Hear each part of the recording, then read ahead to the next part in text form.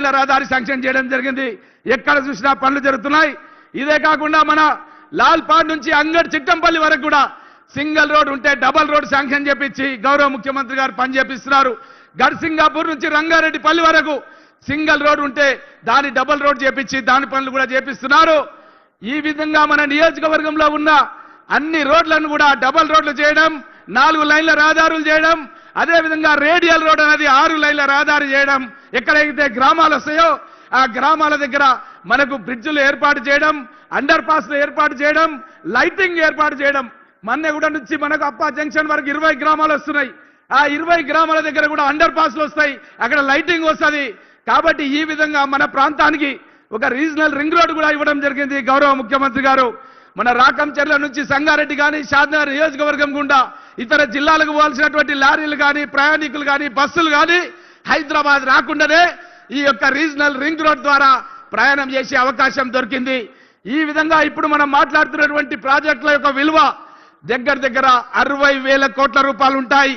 ఈ 60,000 కోట్ల రూపాయలు మన దేశంలో మన రాష్ట్రంలో గతంలో ఏ ముఖ్యమంత్రి ఏ రాష్ట్రంలో ఏ నియోజకవర్గానికి ఏ జిల్లా కూడా ఇయ్యని విధంగా గౌరవ ముఖ్యమంత్రి రేవంత్ రెడ్డి గారు మన పరిగితో పాటు వికారాబాద్ జిల్లా రంగారెడ్డి జిల్లాలో ఉన్నటువంటి అన్ని నియోజకవర్గాలకు కూడా మేలయ్యే విధంగా ఇలాంటి మంచి పథకాలు తయారు చేసి రోజుకు 18 గంటలు కష్టపడి 8 లక్షల కోట్ల రూపాయల అప్పు కేసీఆర్ తయారు చేసి వారసత్వంగా మనకు అప్పచెప్పినా సరే ఈ రోజు అన్ని కార్యక్రమాలు చేస్తూ అన్ని అభివృద్ధి కార్యక్రమాలు తీసుకెళ్తూ 6 గ్యారెంటీలు అమలుపరుస్తూ పేదవాళ్ళందరూ కూడా ఇండ్లు కట్టాలని రోటీ కప్డా మకాన్ ఇందిరాగాంధీ గారి నినాదాన్ని స్ఫూర్తిగా తీసుకొని ప్రతి నియోజకవర్గంలో 3,500 ఇండ్లు కట్టించి ఆ ఇంట్లో ఉండే వాళ్లకు కరెంటు ఉచితంగా ఇచ్చి ఆ ఇంట్లో ఉండే వాళ్లకు సోనా మసూరి బియ్యం ఇచ్చి ఉచితంగా ఆ ఇంట్లో ఉండే వాళ్లకు రైతులు ఉంటే వాళ్ళ రుణమాఫీ 300 కోట్లు పరిగి నియోజకవర్గానికి అయింది. 25,000 కోట్లు రాష్ట్ర వ్యాప్తంగా మాఫీ చేసి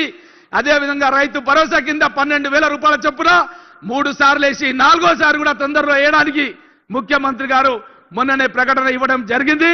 భూమి లేని నిరుపేదలకు కూడా ఇందిరమ్మ ఆత్మీయ భరోసా కింద 12,000 రూపాయలు ఇస్తున్నారు. మహిళా సోదరులు చాలా మంది ఉన్నారు ఇక్కడ.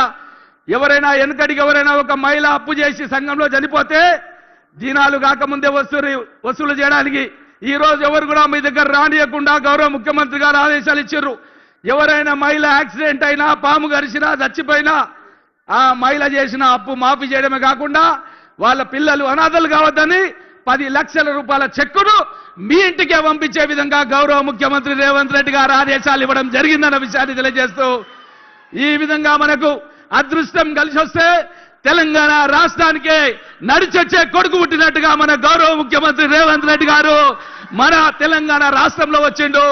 ఒక దుష్ట పాలన మనం చూస్తున్నాం. మన రాష్ట్రాన్ని అధోగతి పాలు తయారు చేసి 8 లక్షల కోట్ల రూపాయలు అప్పు చేసి ఈ అవినీతితో కూడిన డబ్బుని విదేశాల్లో దాచుకొని మన రాష్ట్రాన్ని బికారు చేసే ప్రయత్నం చేస్తే మన రాష్ట్రంలో 70,000 ఉద్యోగాలు ఇవ్వడం జరిగింది. గౌరవ ముఖ్యమంత్రి గారు వచ్చిన తర్వాత మన ప్రాంతంలో దళిత సోదరి ఈరోజు మేడ్చల్లో సబ్ రిజిస్ట్రార్ గా మోనిక అని పనిచేస్తుంది. అదేవిధంగా మారుతి అనే బీసీ అబ్బాయి గ్రూప్ 1 పరీక్షలు ముఖ్యమంత్రి గారు పెట్టడం మూలంగా మున్సిపల్ కమిషనర్ గా ఉద్యోగం చేస్తున్నాడు. ఈ జోనల్ వ్యవస్థ లోపల గతం లోపల మనను తీసుకుపోయి వాళ్ళు జోగులాంబ జోన్లు వేస్తే పోరాటం చేసి మళ్ళీ మనం వికారాబాద్ జిల్లాకు రావడం మూలంగా 40 మంది ఎస్ఐలు మన వికారాబాద్ జిల్లా నుంచి సెలెక్ట్ కావడం జరిగిందన్న విషయాన్ని కూడా తెలియజేస్తూ అదేవిధంగా గండేడు మహమ్మదాబాదు ఇప్పటికీ కూడా జోగులాంబ జోన్లో ఉన్నాయి. గౌరవ ముఖ్యమంత్రి గారు కోరుతున్నాను తప్పకుండా మీరు ఆ 2 మండలాలు కూడా మా వికారాబాద్ జిల్లాలో కలపాలని గౌరవ ముఖ్యమంత్రి గారు కోరుతూ ఇంకా మన ప్రాంతానికి ఏదైతే సాగునీటి ప్రాజెక్టులు ఇంకా కొన్ని రోడ్లు ఒక డిగ్రీ కళాశాల ఒకటి కోయిల్ సాగర్ నుంచి డ్రింకింగ్ వాటర్ సంబంధించింది కూడా గతంలో 0.57 టీఎంసీ వాటర్ ఆలకేట్ చేసుకొని జానారెడ్డి గారు 150 కోట్లు నాకు జీవో ఇవ్వడం జరిగింది, శాంక్షన్ ఇవ్వడం జరిగింది. ఈ యొక్క భగీరథ నీళ్లు ఇప్పుడు రావడం లేదు, చాలా ప్రాంతాల్లో బ్రేక్ డౌన్ అవుతుంది. కాబట్టి కోయిల్ సాగర్ నుంచి నాకు తాగునీటి సౌకర్యం పరిగి నియోజకవర్గానికి కల్పించాలని గౌరవ ముఖ్యమంత్రి గారు కోరుతూ సెలవు తీసుకుంటున్నారు. అదేవిధంగా తాండూర్ నుంచి గతంలో ప్రాతినిధ్యం వహించినటువంటి మహేందర్ రెడ్డి గారు శాసన మండలిలో చీఫ్ విప్ గా వర్క్ చేస్తున్న మహేందర్ రెడ్డి గారిని మాట్లాడాల్సిందిగా కోరుతున్నాను.